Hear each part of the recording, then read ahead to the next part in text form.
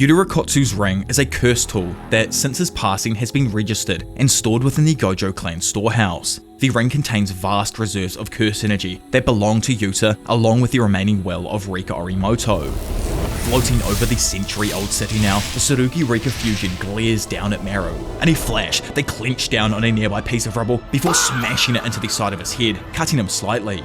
Tsurugi tries to control the curse's senile ass, but Rika just continues blabbering, excited that this battle is some sort of amusement park. Bleeding from the cut above his brow, Maro doesn't really get what's going on. He can't figure out exactly what's caused Tsurugi to change his look, plus the source of his power increase. He questions if it could be Rugi's grandfather's ring, as his curse energy is currently off the charts. To him, it's undoubtedly the work of a sorcerer with extraordinary curse energy accumulated over decades. It's actually insane to think that Yuka created a full-on self-equipable thermonuclear hydrogen bomb that someone inside of his family can always fall back on in times of pure desperation. Goat was planning for his ancestors decades in advance. Either way, in flashing back, Maro tries to use his third eye technique, but his TN-styled ass is immediately halted by Sarika, who grabs him by the collar and headbutts him back. Stumbling back while feeling his cocked dome, Sarika powers up a brutal uppercut that connects with the alien's face and shoots him into a pool of water behind them. Honestly, I can't tell if Maro turned the road that they're standing on into water as he got flung back, or if he just landed on the top of a skyscraper that had a pool on its roof. Floating before him now, Sarika apologizes as he can't hold back, not if he wishes to win here. Understanding this and telling him to not apologize, Maro defies the laws of nature with chaos as he causes a literal forest to form around him. Looking at the eyeless face of Sarika, Maro tells him that, after all, they are in the same position. Damn, I can't lie, they're absolutely cooked with Maro. This being able to manipulate nature is such a broken ability. We got to see a little bit of it during the culling game with Sukuna's old biddy or with Hanami earlier on in the series, but now Giga is just fleshing out this power fantasy of his where dude can literally manipulate the atomic structures around him. But enough of me gooning on, and back over with the newly designated fraudulent one, Dabura can tell that Mahoraga's entire aura has shifted. Kicking it back off, Dabura uses the same light-based attack that he used just moments earlier. However, this time Mahoraga simply flexes, shattering the attack. Stunned, Dabura can only watch as Mahoraga slides on in next to him and whips out the sword of extermination. Launching in first though, Dabura places his hands on the beast's face and activates light, hitting him with a barrage of point-blank beams of energy. Sadly, the attacks do nothing and leave him completely open to the Shikigami as he slashes him across the face. Glancing up, Dabura can't believe that the creature has somehow rendered his curse technique completely ineffective, and now all he can do is flee.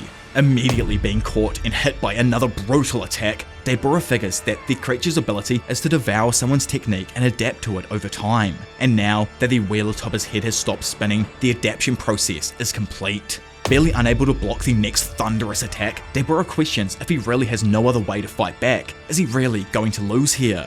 Falling into a flashback, Dora asks his boy why he isn't friendlier with a Disconte. Stopping in his tracks, Dabura drops his head while asking if he's really that unpleasant to be around. Dora tells him though that isn't what he meant, it's just he's the only person who's a worthy opponent. Still, he must find it hard to be isolated even among his own people, especially considering the position that his sister was put in.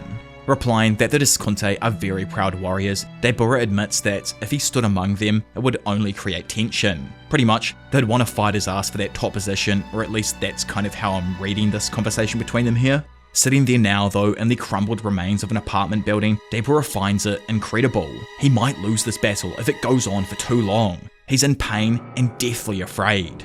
Falling back into the past, he admits that he barely even has to try when it comes to fighting the other Disconte. Yet, when people are jealous or don't accept him for who he is, it makes his heart ache with a throbbing pain. At his core, he knows he's a warrior, but he doesn't want to fight. Walking ahead of him while laughing, Dora tells him that he's got it all wrong. It's not that he doesn't want to fight, it's just that he's never been in a real one before. Pretty much, bro is so strong, he's never had to put his life on the line and become a true warrior.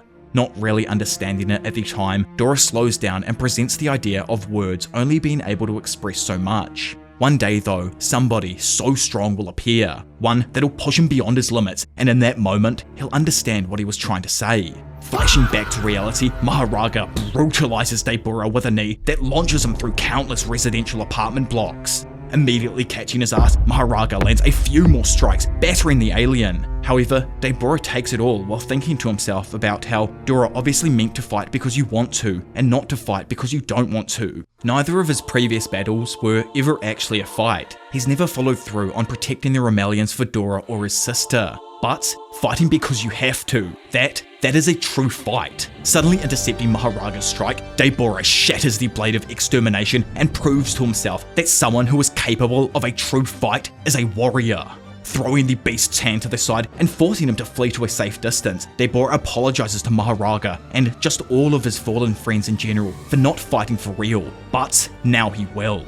As we all learned not too long ago, Dabura's curse techniques are black box of malicious intent and light. However, Dabura's physical body has never been able to withstand the forced acceleration of light, so he was never able to move with the speed of light himself. Understanding that if his techniques really are nullified against Mahoraga, then there's really only one option left: to beat Mahoraga off. To beat his ass to smithereens, and to do that, Dabura plans to push his body's strength and speed to its absolute limit.